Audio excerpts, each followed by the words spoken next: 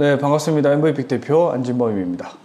네, 오늘은 지난 시간에 이어서 지원사업에서 제일 핵심적인 사업계획서 작성 방법에 대한 디테일한 부분을 설명을 드리도록 하겠습니다. 자, 이번에는 실제로 작년이죠. 2024년 청년창업사관학교 합격했던 사업계획서를 가지고 설명을 드려볼까 합니다. 이 사업계획서는 물론 엄청 잘 쓴 사업계획서라고 말하기는 힘들지만 이렇게 써야 된다, 어떤 포인트를 가져야 된다, 어떤 방향으로 써야 된다는 걸 잘 보실 수 있으니까 작성하실 때 참고하시면 도움이 될 것 같습니다. 자, 일부러 제가 이 지원 사업에 대한 계획서를 어떤 아이템인지 설명을 드리지 않고 보면서 같이 얘기하도록 할게요.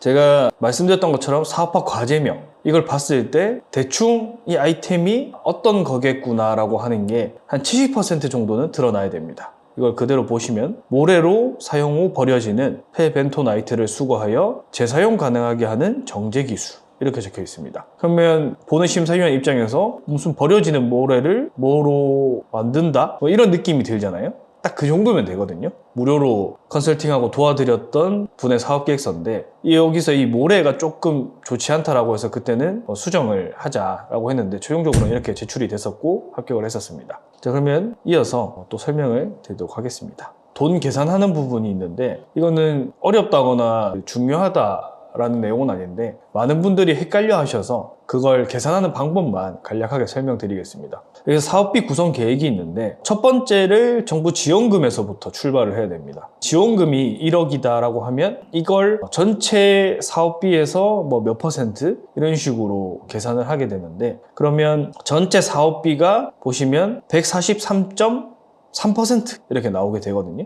나중에 그 공고마다 잘 보시면 정부 지원금은 총 사업비의 70%다. 이런 식으로 적혀 있거든요. 특정한 지원 사업은 아닌 곳도 있는데 잘 보시면 총 사업비의 몇 프로, 아니면 지원금은 100%인데 총 사업비는 몇 프로가 된다, 이런 식으로 돼 있는데 그걸 반대로 역산하시면 되거든요. 예를 들어서 지금은 지원금이 전체 금액의 70% 돼야 된다라고 하면 전체 우리가 내는 현금과 현물 포함하고 그리고 정부 지원금 포함해서 1억이 우리의 사업비다라고 가정을 하면 정부 지원금이 만약에 70%가 돼야 된다? 그러면 여기에는 7천만 원을 쓰는 거고요. 그리고 현금이랑 현물은 3천만 원인데 그 안에서 또 비율을 맞춰서 작성을 하시면 됩니다. 이 부분이 처음에 좀 많이들 헷갈려 하시는 부분인데 이게 뭔지 좀 모르겠다라고 하면 퍼센트를 나누시면 됩니다. 그리고 여기 옆에 있는 성과지표 달성 목표, 이 부분이 아마 올해는 조금 또 달라질 수 있긴 한데 고용이나 매출, 수출, 투자 뭐 이렇게 어떻게 하겠다라는 내용들 작성하시는 거고요. 이 부분에 있어서는 꼭 달성이 돼야 되는 부분이기 때문에 작성하실 때 적정한 밸런스를 맞춰서 작성을 해주셔야 됩니다. 지난 시간에 말씀드렸던 것처럼 너무 높게 적으면 내가 나중에 합격을 하더라도 달성하기가 어렵고 너무 낮게 적으면 합격 자체를 하기가 어려워지겠죠. 정말 극단적으로 잘못되는 케이스는 지원금 받았던 거를 다 뱉어내야 되는 그런 상황까지 올 수 있습니다. 중복을 받았느냐, 사업화 실적이 있냐 뭐 이런 것들 쓰는 란이 있는데 이거는 그냥 맞춰서 쓰시면 됩니다. 자, 그러면 이제 그 요약 부분, 제가 말씀드렸던 가장 중요하다고 하는 부분 설명드리겠습니다. 실질적으로 여기서 심사위원은 거의 결정을 합니다. 보시면 요약 페이지를 2페이지로 써놓은 거 보이시죠? 요약 부분을 꼭 1페이지로 작성 안 하셔도 됩니다. 자, 그러면 사업화 과제 소개 나와 있는데 여기서부터 이미 우리 아이템이 뭐고 왜 하는 거고 가능성이 있다 없다 이런 거 다 나옵니다. 텍스트 중요하고 도식화, 이렇게 과정이 이루어진다, 여기서 뭔가를 한다라는 거 도표 써서 도식화하고 이런 부분들이 이제 보기 좋게 내가 하는 말이 무엇인지 잘 설명을 하는 거고, 그러면 상대방이 그걸 이해를 했고 그리고 설득이 되는 과정들에 대한 내용만 있어야 되는 거죠. 자, 여기 보시면 기계공학과 재료공학 연구실에서 재직하면서 벤토나이트 관련된 연구를 진행했다. 벤토나이트란 걸 뭔가를 했다는데 그 벤토나이트가 미국 독점 생산돼서 비싸다라는 내용 이 적혀 있습니다. 근데 이 건설 폐기물이랑 고양이 모래로 사용되는 벤토나이트라는 게 있는데 이 벤토나이트가 100톤이 폐기가 된다. 이 버려지는 모래를 수거해서 정제해서 건축자재로 다시 재판매를 하겠다 라고 하는 내용입니다. 그러면 이걸 보는 심사위원 입장에서는 여러 가지 생각이 들게 됩니다. 첫 번째는 문제인 것 같아. 근데 여기서 이제 배경 지식이 있는 심사위원이면 이거 맞지 않는 말인데? 이거 맞는 말인데? 라고 판단을 하게 되고, 내가 이 산업에 대한 지식이 없으면 여기 나와 있는 내용을 기반으로 그게 진짜 문제가 맞는지 판단을 하게 됩니다. 그리고 나서 해결 방안이 뭔가 정제를 해서 다시 재판매를 하겠다? 이거 해결 방안 맞는 것 같아 라고 판단을 하게 됩니다. 그리고 대략적인 시장 규모가 이 정도는 딱 봐도 어느 정도 되겠네 라는 생각이 들 거고, 다음 또 중요하게 드는 생각은 정제한다 라고 하는 거, 수거한다 라고 하는 거, 이 두 가지 측면에서 과연 이 팀 혹은 이 대표가 영향이 있을까? 그리고 재판매를 한다? 그 영향이 있을까? 라는 걸 바로 의심을 하게 됩니다. 그러면서 그 의심이 해소되는지를 밑에서부터 확인을 하게 되는데, 제가 방금 길게 설명한 이 과정이 심사를 하는 사람 입장에서는 굉장히 짧게 이루어집니다. 15초? 그 정도 안에 이미 판단이 되거든요. 그래서 이 부분이 정말 중요하다는 걸 다시 한 번 더 강조해서 설명드리겠습니다. 자, 그러면 여기서 봤으니 그 다음 내용이 사업화 과제에서 버리는 고양이 모래를 수거해서 오염물질 정제하고 다양한 건축장제로 재판매하겠다 라고 하는데, 고양이 모래가 버려진다? 이게 뭐지? 라는 의문이 들기 시작합니다. 고양이 모래라는 게 버려지는 화장실 모래라는 내용인데, 그 부분이 조금 빠져 있어서 읽는 사람으로 하여금 뭐지? 라는 의문이 좀 들게 되는 게 안 좋은 사례지 않나 라고 생각이 됩니다. 다음 기술성 1 보면, 이거를 정제하기 위한 핵심적인 기술에 대해서 어떻게 하겠다라는 내용이 있는데, 이걸 이제 보면 할 수 있는 것 같은데? 라는 생각이 들기 시작하고요. 열건조기를 통해서 유기물을 처리한다, 이런 단어들이 들어가고 내용이 들어가니까, 이게 그냥 단순히 전통 비즈니스 모델의 간단한 형태가 아니라 기술력이 기반이 되고 뭔가 정부에서 마중물 역할을 해주고 이 비즈니스 모델이 되면 괜찮겠다라고 하는 그런 내용의 사업이란 걸 여기서부터 벌써 판단이 되는 거죠. 그러면 이제 차별성 관련된 부분이 나오는데, 여기서 서비스가 3개로 나눠진다. 수거를 하고 멸균이랑 재가공하고 재가공한 걸 다시 판다. 진척률에 대해서 적혀져 있고, 어떻게 지금 하고 있고, 추가로 해야 되는 게 뭐가 있고, 그 다음 테스트는 지금 됐고 뭔가를 해야 되고, 이런 식으로 이 사업화 과제 안에서 내가 무엇을 해야 되는가라는 내용들이 좀 전반적으로 적혀 있는데, 사실 이 부분에서는 차별성이라고 하는 부분을 작성하는 게 더 낫습니다. 여기서는 이제 진행률에 대한 내용 위주로만 적혀 있는데, 내가 경쟁사가 있으면 그 경쟁사랑 어떻게 다르다라고 하는 내용들을 포지셔닝 맵이나 도표나 이런 걸 활용해서 작성을 하는 게 더 낫습니다. 근데 여기서 또 주의하셔야 될 점이 뭐가 있냐면, 우리 서비스랑 똑같은 건 없어요. 그래서 우리 거 최고예요. 이거는 심사위원 입장에서는 어떤 생각이 들게 하냐면, 그럴 리는 거의 없거든요. 그러면 기본적으로 드는 생각이, 이 대표는 이 산업에 대해서 잘 모르는 사람이구나 라는 게 첫 번째 인식이고, 두 번째는 진짜 대표의 말대로 만약 이 비즈니스 모델이 없다 시장에, 그러면 드는 생각은 기본적으로 시장에 수요가 없는 건 아닐까? 기본적으로 그거에 대한 니즈가 없기 때문에 경쟁 서비스가 없는 게 아닌가라고 생각이 들게 되는 겁니다. 그렇기 때문에 기본적으로는 경쟁 관계, 유사 서비스, 유사 제품 형태를 써놓는 게 이상적입니다. 근데 여기서 또 주의할 점이, 이 성능에 대해서는 우리는 있고 경쟁사는 없고, 이 기능은 여기는 있고 여기는 없고, 이런 걸 우리는 다 555, 상대방은 다 XXX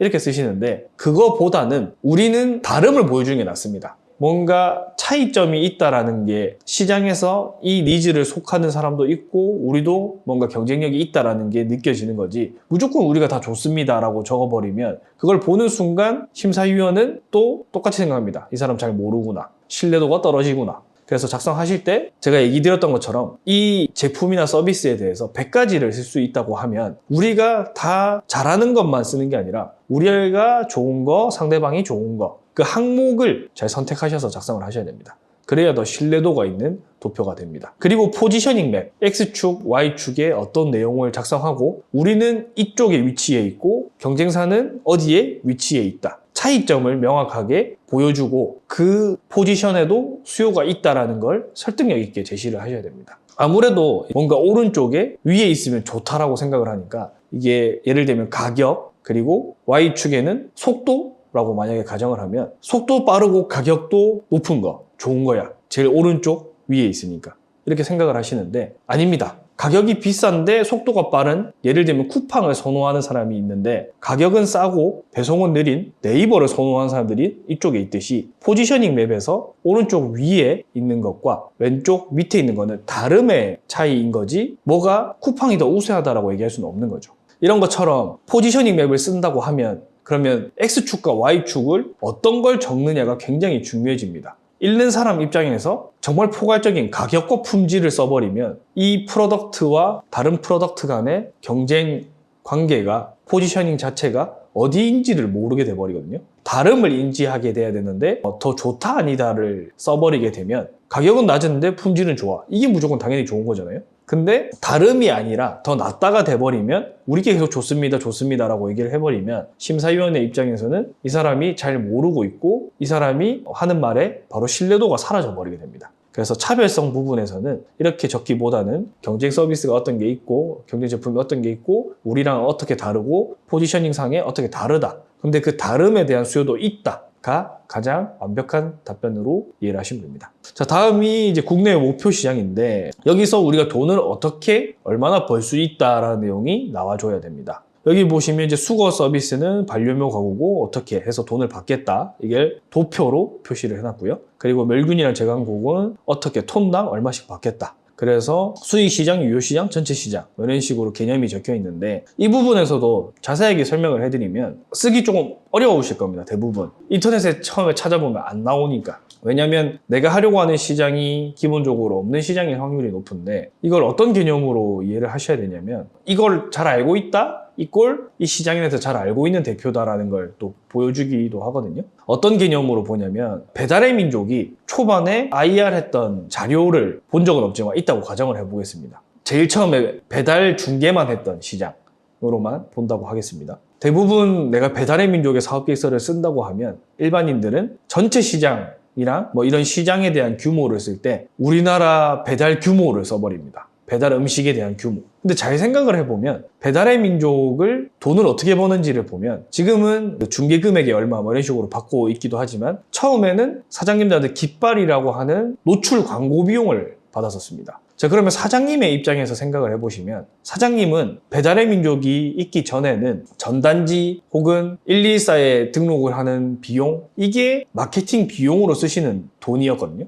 쿠폰북 발행하고 전단지 돌리는 비용. 근데 배달의 민족이 나오면서 전단지 돌리는 것도 돌리지만 여기에 광고를 하는 게 더 효율적이야 하고 거기에 광고를 싣게 되잖아요. 그 말은 흔히들 음식점 매출의 합을 시장 규모로 쓰는데 그게 시장 규모가 아니라 배달의 민족의 수익 모델의 시장 규모는 전국에 있는 음식점 사장님들의 마케팅 비용 지출이 시장 규모라는 거죠. 내가 전단지 돌리고 하는 데 있어서 한 달에 100만 원을 쓰고 있었다? 그럼 사장님들은 기본적으로 100만 원을 이제 전단지 안 쓸래. 전부 다 안 쓰고 다 배달의 민족에 쓸래. 한다면 물론 이게 유효시장을 어떻게 보냐에 대해서 좀 다를 수 있는데 좀 더 쉽게 하기 위해서 전체 시장이라고 하겠습니다. 그러면 배달을 하는 사장님이 100만 원의 예산을 쓴다 곱하기 전국에 있는 개수가 우리의 전체 시장 규모가 되는 거고요. 근데 이제 유효시장, 수익시장 이 부분을 내려가는데 시장을 좁게 만드는 거거든요.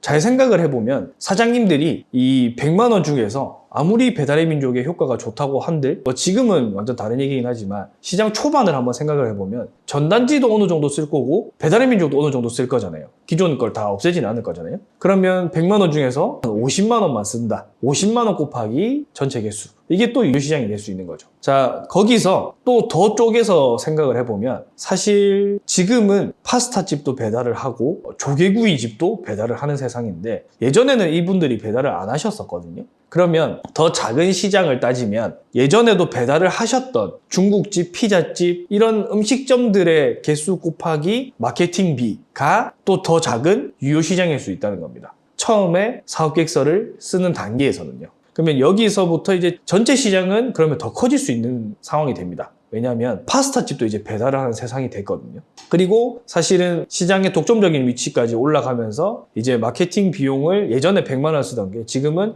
200만 원, 300만 원 써야 되듯이 그거에 대한 비용 증가까지도 전체 시장으로 잡아서 넣을 수 있습니다. 자, 그럼 여기서 드는 의문이 있죠. 음식점 사장님들이 쓰는 마케팅비가 얼마인지 내가 어떻게 하냐. 그러면 심사위원 입장에서는 이 대표는 이 시장에 대해서 잘 모르는 대표구나 라는 생각이 바로 들게 됩니다. 그래서 여기서부터 전문성이 있냐 없냐가 또 보이게 되는 거죠. 방금 제가 얘기 드린 거는 수익 모델을 기준으로 시장 규모를 바텀업으로 산출하는 방법입니다. 탑다운 방식으로 산출하는 것도 있고 수익 모델 말고 다른 형태로 산출하는 방법도 있는데 제일 이해가 되기 쉽게 설명을 드릴 수 있는 케이스로만 설명을 드린 겁니다. 근데 더 솔직하게 말씀을 드리면 이게 투자를 받을 때는 굉장히 중요한 논리적인 근거가 있었냐 아니냐를 따질 수 있는 내용인데 지원 사업에서는 돈을 어떻게 벌겠다 그리고 돈을 얼만큼 벌 수 있다라는 내용이 있어주기만 하면 적정합니다. 그래서 이 부분은 참고로 하시면서 내가 좀 쓸 수 있는 적정선에서 쓰셔도 되고, 아니면 내가 목표하는 1차 시장은 어떻고 2차 시장은 어떻고 3차 시장은 어떻습니다. 앞으로 어떻게 확장해 나갈 겁니다.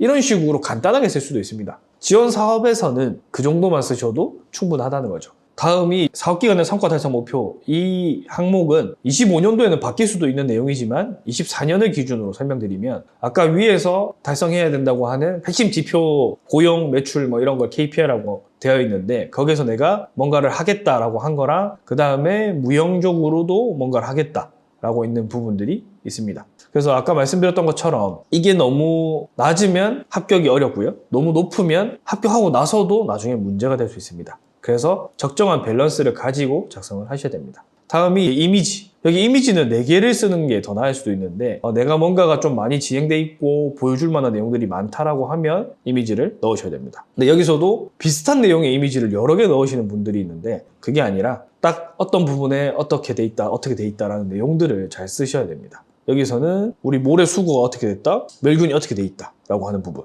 모래를 수거한다는 게 고양이 화장실 모래라는 걸 수거하구나, 수거할 영역이 될까? 오염물질을 정제하는 게 기술적으로 할 수 있는 건가? 그리고 재판매를 할 수 있는 건가라는 의심이 드는데, 그 의구심이 여기 이미지에서부터 진짜 있구나, 그것과 관련된 성과 달성을 하겠다구나 라는 내용들이 전반적으로 보이기 때문에 여기서부터 이미 거의 합격할 확률이 높은 상태로 심사위원은 밑에서 다른 내용을 보게 됩니다. 자, 그러면 이 밑에서부터는 요약을 풀어서 자세하게 써놓은 거로 인식을 하고 보시면 됩니다. 심사위원 입장에서는 이제 내용을 대부분 알고 있는 상태에서 디테일한 건 모르지만 한 70%는 이미 이 비즈니스 모델이 뭔지 알고 시작을 하는 겁니다. 이게 벤토나이트라는 게 있는데 이런 거구나, 근데 이게 비싸다, 고양이 화장실 모래도 버려지는데 이것도 재사용할 수 있다. 보자마자 이 비싼 거를 재사용할 수 있다고? 괜찮은데? 생각 들죠? 근데 그 생각은 위에서 했고, 여기서부터는 그 작성한 내용에 대해서 위에서 작성했던 요약에서 작성했던 내용이 근거가 있고 충분히 합당한 얘기인지 아닌지를 확인하는 거지, 여기서 뭔가 이해를 한다는 느낌이 아닙니다.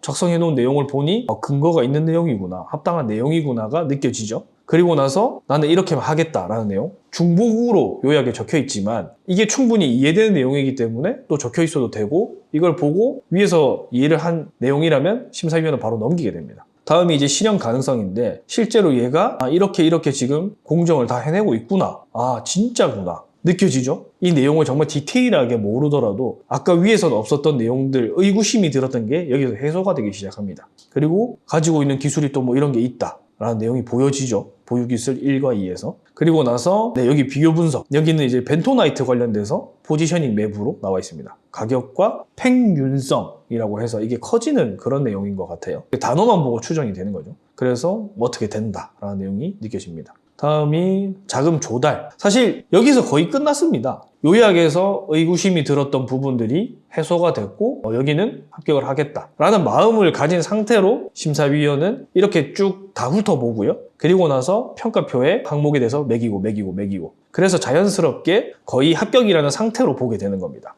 그래서 이 앞부분이 정말 중요하지 뒤는 그렇게 중요하지 않다라는 걸 다시 한 번 더 설명드립니다. 자, 그러면 성장 전략, 자금 어떻게 조달하고 할 거냐라는 내용인데, 여기서는 큰 파트를 뭐라고 생각하시면 되냐면, 내가 이 비즈니스 모델을 쉽게 생각하면 BEP, 손익분기점을 달성하는 데까지 필요한 돈이 얼만데 그 돈을 조달하기 위해서 어떻게 하겠다. 그 중에 우리 지원 사업을 통해서는 어떻게 조달할 거고 얼마를 쓸 거다라는 내용을 작성하시면 됩니다. 그래서 여기 보시면 뭔가를 하겠다라는 내용이 적혀 있습니다.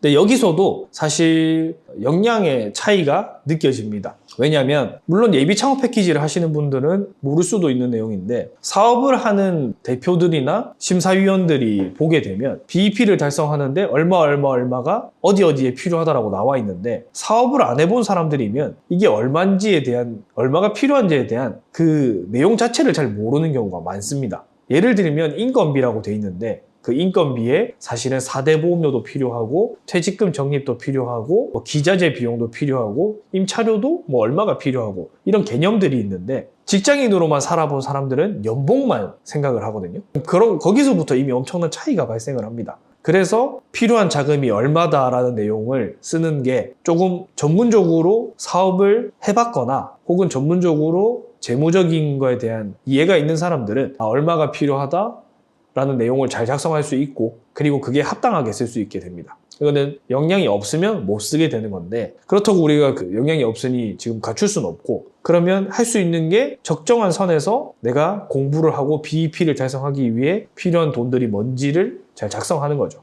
근데 심사위원도 사실 그걸 알고 있습니다. 그렇게까지 잘 아는 사람이 많지 않다는 걸 알고 있기 때문에 당락이 좌우되진 않는데 너무 말도 안 되는 비용을 쓰거나 너무 작게 쓰거나 라는 내용이 있으면 심사위원 입장에서는 이 사람은 이 비즈니스 모델은 좋지만 훨씬 더 많은 돈이 필요한데 그거에 대해 잘 모르구나 해서 감점이 되고 탈락으로 이어질 수도 있습니다. 다음이 이제 시장 진입 및 성과 창출 전략입니다. 여기서는 우리가 어떻게 시장을 진입을 해서 어떻게 벌겠다라는 내용인데 흔히들 뭐 네이버, 인스타그램 뭐 이런 SNS 하겠다. 사실 안 해봤기 때문에 잘 모르기 때문에 그것만 씁니다. 이게 더 설득력 있게 다가오려면 내가 어떤 인스타그램에 어떤 페이지에 어떻게 뿌리겠다, 어떤 인플루언서한테 주겠다 뭐 이런 내용들까지 다 적혀 있으면 그리고 그 비용이 얼마인지도 나와 있고 거기를 통해서 대충 얼마의 매출이 나올 수 있다라는지 적혀 있으면 더 신뢰가 가고 이 대표가 역량이 있다라는 게 또 느껴지게 됩니다. 근데 방금 제가 얘기한 어떤 채널에 뭔가를 해서 비용은 얼마가 들고 어떻게 해서 판매가 어떻게 매출이 날 거다라는 내용은 사실은 사업을 안 해봤고 혹은 마케팅 관련된 일을 했거나 아니면 이런 매출 관련된 일을 했거나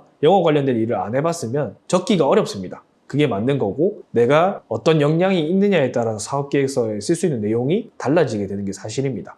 근데 그거를 내가 상대방이 설득될 만한 내용, 상대방이 충분히 합당하다고 판단될 수 있는 내용을 여기에 쓸 수 있는 게 중요한 거로 이해해 주시면 됩니다. 그러면 여기는 딱 보니까 티가 나죠? 내가 잘 모른다라는 게. 이렇게 해서 지금 어떻게 판매하겠다라는 내용이 있지만 그래도 합격을 했다는 거죠. 이런 것처럼 사실 지원 사업은 거의 정답이 정해져 있습니다. 여기서는 어떻게 써줘야 되고 어떻게 써줘야 되고 거기서부터 적합한 걸 썼냐 아니냐 좀 덜 썼냐 덜 썼냐 덜 썼냐 감점 근데 상대평가라서 이 사람이 고득점 순이라서 어디부터는 합격 어디까지는 탈락. 자꾸 떨어지시는 분들은 막 합리화하기 위해서 여러 가지 핑계가 있습니다. 뭐 예를 들면 IT 서비스는 안 돼. IT 서비스 합격 사람 정말 많거든요. 그리고 제조업 안 돼. 제품 안 돼. 웃기죠? 그런 얘기도 많이 합니다. 매출이 없으면 안 된다. 전체 다 보면 매출 없는 사람도 합격한 사람 정말 많습니다. 물론 매출이 중요하긴 합니다. 매출이 난다 이꼴 이 사업에 대해서 잘 알기 때문에 쓸 수 있는 내용이 굉장히 다를 겁니다.